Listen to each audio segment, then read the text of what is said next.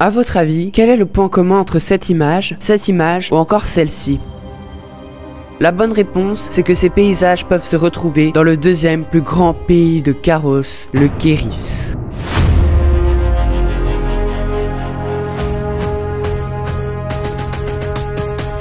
Bienvenue à Kairos. Aujourd'hui, nous allons voir un pays quelque peu différent des autres à Kairos. Ce pays est le deuxième plus grand de Kairos, adoptant une variété de paysages étonnants. Alors accrochez-vous bien, c'est parti.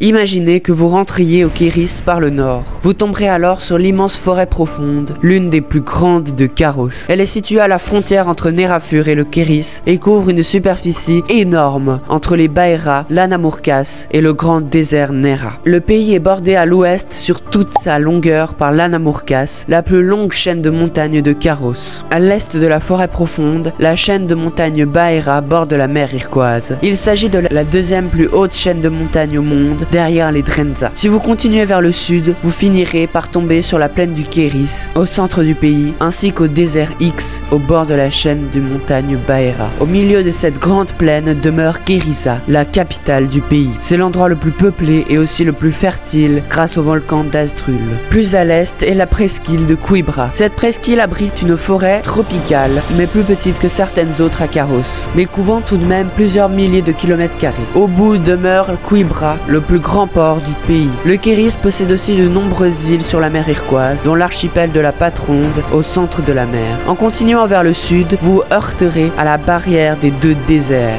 Proche de la chaîne de montagnes Aspiolt, le désert Y, le plus petit du monde, à côté du désert du sud-ouest. Ces deux déserts sont très secs et pour les traverser à pied sans encombre, il faudra emprunter une fine bande de terre entre les deux étendues de sable. À l'extrême sud de son territoire, le Kéris possède une partie de la presqu'île de Silvae, tirant jusqu'à la ville d'Ekous, au bord de la mer d'Akra, qui est la troisième ville du pays. Comme vous l'avez vu, le pays s'étend sur une immense partie et couvre près de 5 climats différents, étant le pays comptant le plus de déserts et le plus de montagnes de tout Kairos.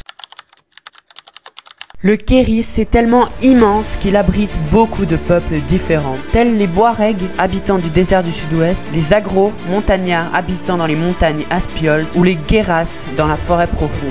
Ce pays est une démocratie, en tout cas l'a été durant les temps unis, dans laquelle le peuple élit un dirigeant pour chaque grande région, qui sont le nord, le centre, le sud et la région de Quibra. Un point important est que le pays a été neutre, refusant de participer par exemple à la deuxième guerre d'Agénie, et ne prenant part à aucune alliance durant la Grande Guerre, que ce soit l'Alliance sudiste ou l'Alliance nordique. Le pays entretient des liens commerciaux très forts avec Nerafur, la Soubravésie et l'Inérie via la mer. Le Kéris parle une grande diversité de langues, mais les deux langues officielles sont le sudiste et le nordique.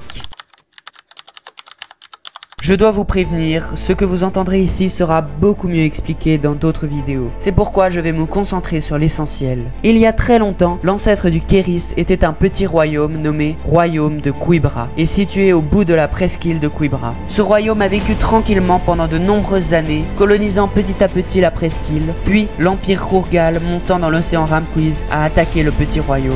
Celui-ci a résisté, mais un génocide a été réalisé dans la population. Ce jour-là, le royaume de Quibra est entré en guerre contre l'immense Empire Rurgal. Dans une bataille, l'Empire a fini par prendre le bout de la presqu'île de Quibra et les habitants ont dû se replier dans les terres. Après la chute de l'Empire Rurgal, le royaume de Quibra est vite entré en guerre avec le royaume des îles d'Akra et cette guerre sanglante a laissé beaucoup de traumatisme dans l'esprit des habitants. Ceux-ci se sont retirés vers la plaine du Kéris pour enfin vivre en paix. Là, ils se sont alliés avec d'autres peuples, dont les anciens Viso, et sont devenus ce qu'on appellera plus tard l'Empire Mégobrien.